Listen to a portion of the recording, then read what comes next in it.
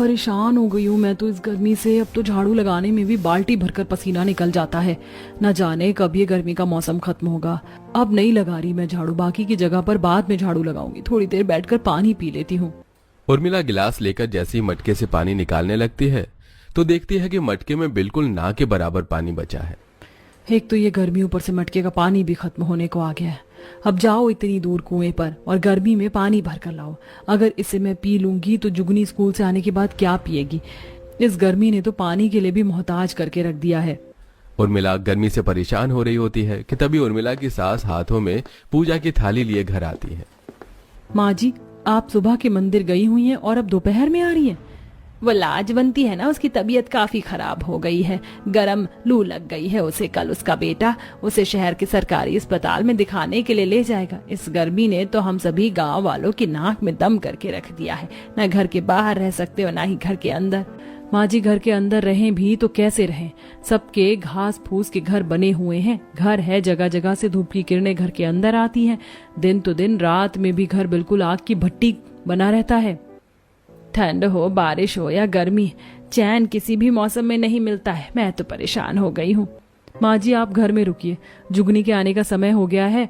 मैं जब तक जाकर कुएं से पानी भरकर ले आती हूँ। खाना बनाने के लिए भी घर में पानी नहीं है। उर्मिला मटका उठाती है और अपनी पड़ोसन शारदा के साथ दूर कुएं पर धूप में पानी भरने के लिए निकल जाती है। मेरे पति ने तो साफ साफ कह दिया कि अगर गर्मी इसी तरह रही तो हम दूसरे गांव चले जाएंगे। आसपास के सभी गांव में भी गर्मी है, लेकिन वहां के हालात इतने बुरे नहीं हैं। आसपास के गांव में सबके ईंट पत्थर के घर बने हुए। एक हमारा इकलौता गांव है जहां सबके घास फूस के झोपड़ियां हैं। ये तो है, लेकिन गांव में हमारे पतियों की तनख्वाह भी तो इतनी कम है। सबके सब मजदूर हैं, 2 वक्त की रोटी मिल जाती है हम सबको, तो वही बड़ी बात है। उर्मिला और शारदा अपने अपने दुख एक दूसरे को बताते हुए कुएं पर जाती हैं और पानी भरकर घर आ जाती हैं। शाम के 6 बज चुके थे, लेकिन अभी तक उर्मिला ने चूल्हा नहीं जलाया था। अरे बहू, आज खाना बनाने का इरादा है या नहीं? 6 बज चुके हैं और सबके घरों में चिराग जल गए और तूने अभी तक चूल्हा नहीं जलाया। माँ जी, सिर्फ चिराग ही जले हैं लोगों के घरों में, किसी किसी के घर में चूल्हा भी नहीं जला है।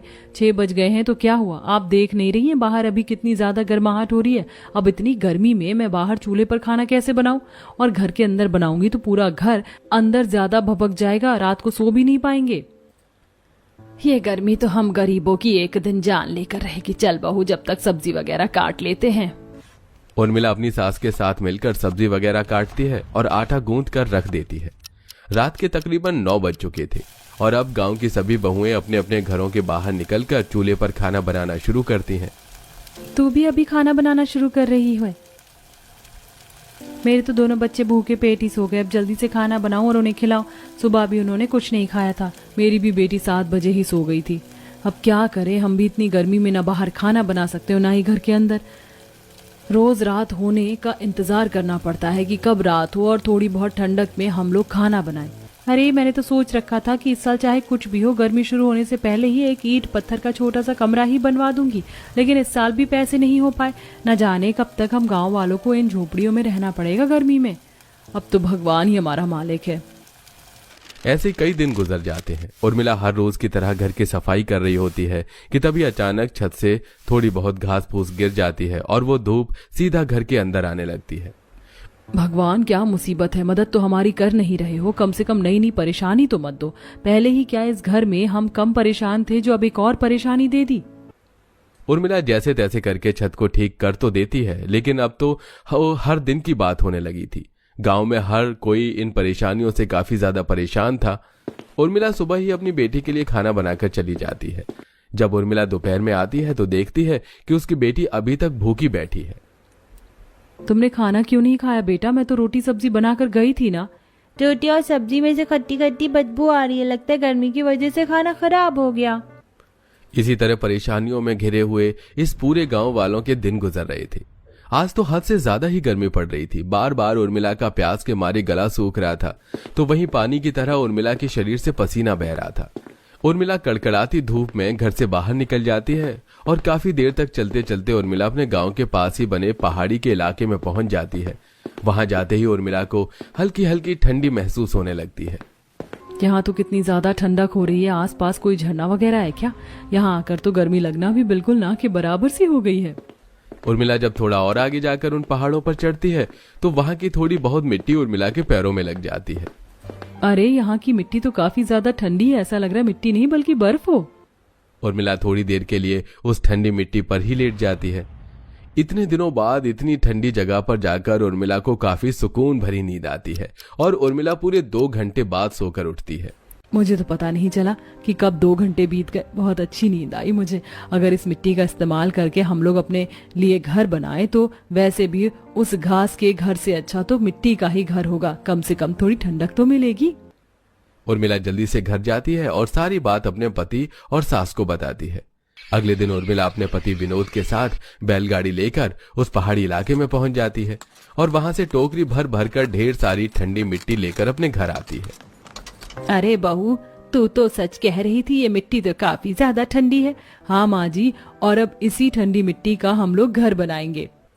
उस ठंडी मिट्टी में कुएं का पानी लाकर अच्छे से मिलाने के बाद उर्मिला अपने पति और सास के साथ मिलकर 2 कमरों का एक छोटा सा मिट्टी का घर बनाती है। 1 से 2 दिन के अंदर ही वो पूरा मिट्टी का घर अच्छी तरह से सूख जाता है और सूखने के बाद ठंडी मिट्टी का बना घर काफी ज्यादा ठंडक देने लगता है। हमारे इस मिट्टी के घर के अंदर तो बिल्कुल भी गर्मी नहीं लग रही, बिल्कुल ठंडा ठंडा महसूस हो रहा है। कितनी ठंड लग रही है, अब तो मैं बिना चादर बिछाए इस जमीन पर आराम से सो सकती हूँ। गर्मी में भी अपनी ठंडी मिट्टी वाले घर में अब पूरा परिवार काफी ज्यादा खुश रह रहा था। ऐसे ही 2 दिन गुजर जाते हैं और उर्मिला को पड़ोसन शारदा अपनी सास कलावती के साथ उर्मिला के घर आती है। क्या बात है उर्मिला, तुम्हारा ये मिट्टी का घर तो काफी ज्यादा ठंडक दे रहा है। हमने भी कुछ समय पहले मिट्टी का घर बनाया था, लेकिन उसमें तो बिल्कुल भी ठंडक नहीं थी। तुम्हारे घर में तो बिल्कुल गर्मी लगनी बंद ही हो गई है। ये सब तो उन पहाड़ों की ठंडी मिट्टी का कमाल है। मैं तो कह रही हूँ आप लोग भी वहाँ से मिट्टी लेकर आ जाइए और उससे घर बना दीजिए, कम से कम गर्मी से कुछ तो राहत मिलेगी।